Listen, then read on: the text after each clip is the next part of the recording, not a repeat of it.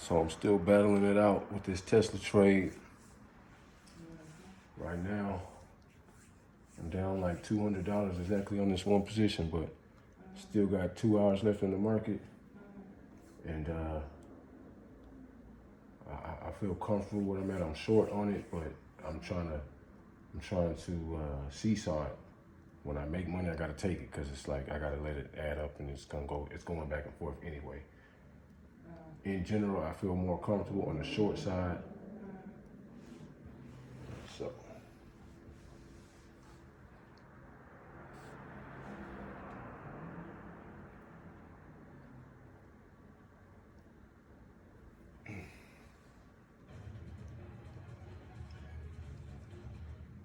Mortgage rates are up and home prices are down. So what does it all mean for real estate in 2023? Let's ask Diana Olick. Diana?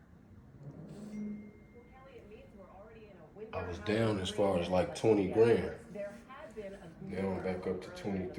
That the recent drop in mortgage 23.3. So green shoots, but rates have shot back up again in just the past week.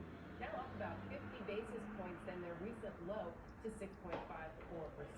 Lower rates throughout November didn't help. Two reports showed buyers backed away even further. First, pending home sales, which measure signed contract on existing homes, dropped a wider than expected 4% month to month, and were down almost 38% year over year to the lowest reading in 21 years when the realtors started this survey, with the exception, of course, of that 1 month start of the pandemic. Now, another report from Redfin showed sales of luxury homes were 38% lower for the 3 months ending November 30th compared with the same period last year. That's the biggest decline since they started tracking a decade ago. So lower prices are not helping much. Another read this week from S&P Case-Shiller showed prices nationally in October fell for the 4th straight month.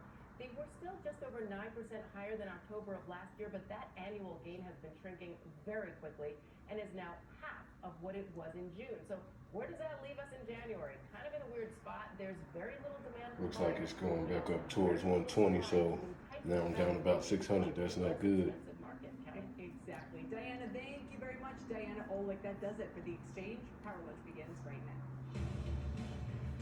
Because I'm basically day trading it from anywhere around 120. I'm shorting it. Anywhere 119, 120. I'm shorting it because its low today is 117, but it's up $7 in a day. I seen it at 108 myself. It's the end of the year. I feel like at some point it's going to be a big sell-off before the end of the year with that same amount. Hopefully I can just keep swinging this. I'm not sure that I'm in danger. I don't like being down more than $400, especially when day trading. Thing is, if I get off of this, what is the move? I don't feel like buying this here. Kelly Evans, stocks are attempting to make a comeback today with just 2 trading days left in 2022. Does a 400 points? I think I'm gonna start looking at some other positions.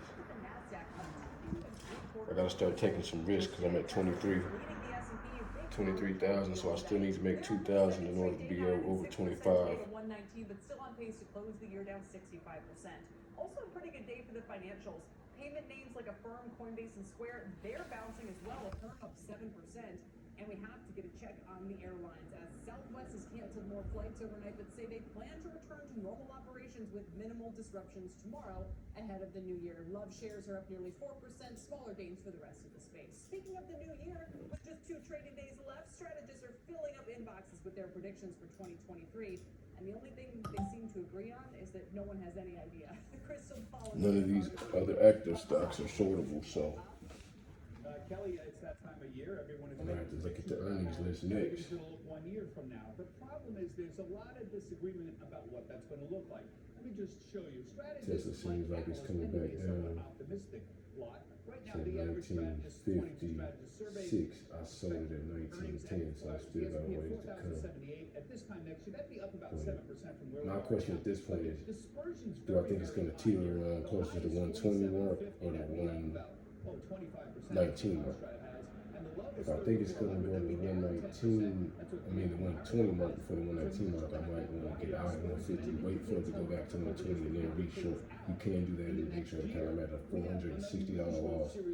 So right now I think I just chill. I don't need to do anything. But I cannot be do not want to be on the wrong side of the trade this bad. I really got to decide what I want to do. P1974, see now it's back toward the 120 mark. I could have kind of seesawed that. I kind of see it. I gotta decide what kind of loss I want to take right now, so I can just keep day trading. I clawed my way back from 20 grand to 23 grand. I cannot be able to now day trade. And the reason, of course, guys, is number one, people have many biases. I don't want to jump out right now without having another comfortable move to make. So here's the thing, I don't feel as though there's enough momentum in this to take it over 120 again. Again, its high is 123, but I just don't see the type of surge that I think is going to bring it back over 120 necessarily. Again, it could happen. Again, it did do it, but what I'm banking on is for it to just kind of level right here, but then eventually once it gets done with this little brief rally, kind of start going back down. I think when I see it at 118, it's when it really just bothered me. Now it's at 119.80. So if it does hit the 120 mark, that's, I mean, it's nothing crazy, but I am at about $600 loss, and that's the thing here. I really want to stay within that 23,000 mark, start making some real smart moves here. I don't want to get back around that 22,000 mark again. It's going to make me have to do too much work in the after hours. So I really just kind of needed to stay where it's at and head back down. I think I might go ahead and try to take a loss, because I said I got 2 more hours left before the bell. $550 loss, 1977. It's kind of hard to tell. Reality is I don't have any other moves right now. So this might just turn into somewhat of a hold situation, just because I want to be short. I am short. 1986, 1990. This thing went to 120 almost. 1995, okay. So it did that. Let's see what it does. 1989 again. But if it goes to 120, I'm short at 1910. What do? I'm stuck. And right now,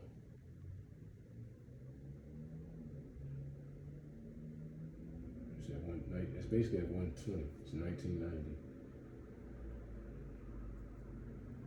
I don't buy it, so I'm not gonna do that. The only thing I could do is really take a loss, jump out of that position and get into another one, or I think it's going higher and then short again, which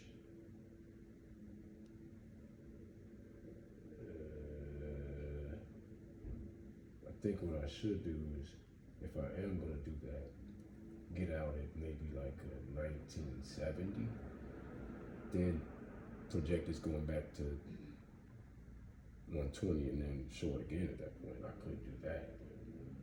I just kind of feel as though I might need to do that. It's 1999, it's at 120 right now. So I'm at a $700 loss. Yeah, 120.05, let's see, 120.10, it's $800 loss. That's what we did want. But it's reached 120. I don't have any more money to short. I think I might have short one of them just to do it. Got $129.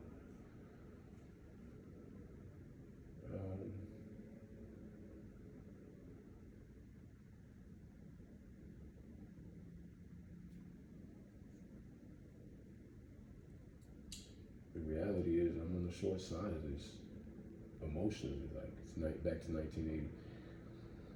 I'm just emotionally on the short side of it, and so I'm gonna have to somewhat live with those results, because if I buy this in any kind of way, once it starts to go down, I'm just not gonna feel right.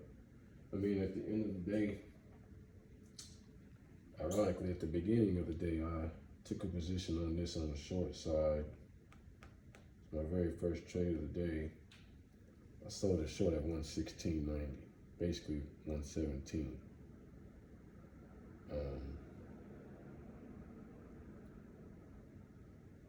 117.28. I kind of cost averaged at 117.33, but now we're back at 19.55. So since I'm at only a $300 loss, I might want to take that loss now.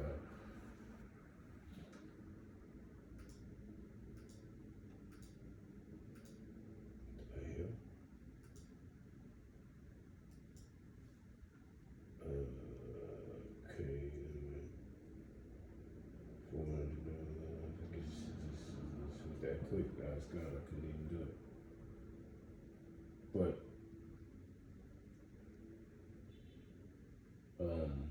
yeah, so my first trade of the day was shorting it at 117, so I can't buy it at 119. You know what I mean? I can't do that. At 118, I might, buy it with the momentum, with the way the day's going, because it's definitely been an amazing day for it. But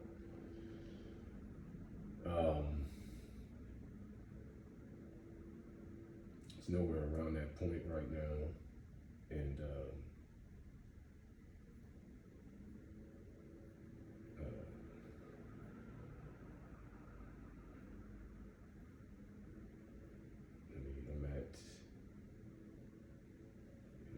I'm over 23,000 once again. It's at 1960.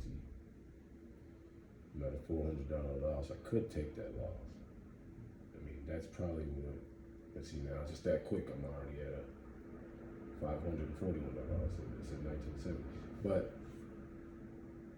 again, 120 is the new short point for sure. And I might want to seesaw from there, but I just don't feel like it's a guarantee that it's going back to 120. I'll tell you what, if I get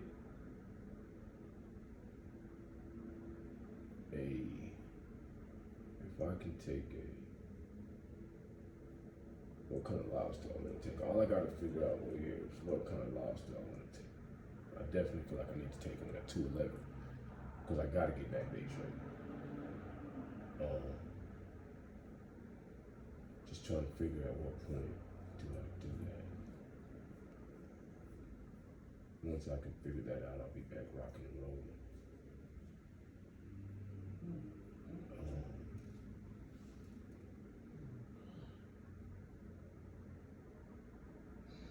That's the part I just can't make.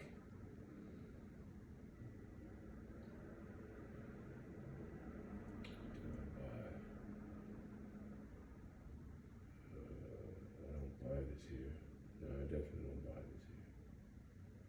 So low is 117 and 119.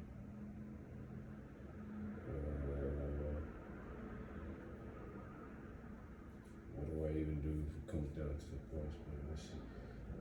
I think I play the game to try to get this to go back to 120 and short again. It's the game I got to play by 358. Now it's at 1956. We should probably take this loss here. All right. Let's see. Take this loss. Get out of market. 300. Get 50. 1955.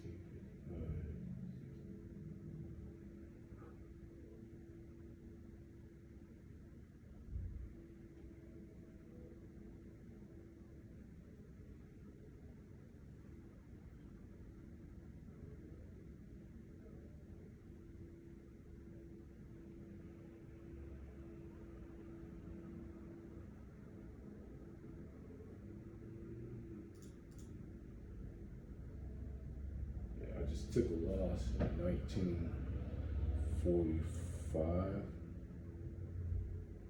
I'm at 23,248. So now the game is like this. I just took like a $200 loss. That's not bad. It's not bad. I'm at a total of $1,700 loss for the day. Not bad, especially considering I was down about $6 grand. The game is now. 120 again is my new short point, and I can see something. I can do it that way. Now it's at 1950. I didn't want to buy it. I just basically protected my trade. That's all I did. I was kind of on the wrong side of something. If it gets another surge, we can go short. I'm not going to buy this day at all. That's the game. Play short, but play from a different side. Just because I was too far on the wrong side of that. They have taken my buying power down to 98 grand, which I don't like, but still in the game. That's how we play that. You just got to protect the trade. I could have, now it's at 1936, so if it goes to like 19 even, just a lot, matter of fact, a lot lower, I'll buy it in.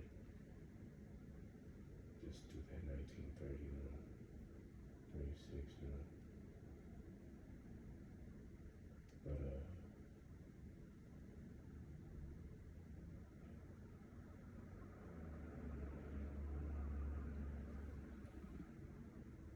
So we've got this Pike and Parkway thing you gotta pay to drive on the Lincoln Tunnel. So we're a little weird, I get that. But it's $60 a day is what I spend. 60 a day. I know a lot of people are spending about that much taking the train in Manhattan. That's gotta be eating in to discretionary income to back to work. It definitely is. I mean, one of the major takeaways from the Mastercard spending pulse data was that even though spending overall looked pretty decent, jewelry was weaker, electronics were weaker. These are big ticket items and the ones that people cut out of the budget when they feel constrained. They might say, hey, I'm not going to get my spouse a diamond bracelet, or I'm not going to get a brand new TV. That's something I can put off because perhaps they're spending more on commuting again. And look at how the fact the return to work coincided. So you see, this is it's the balance right now.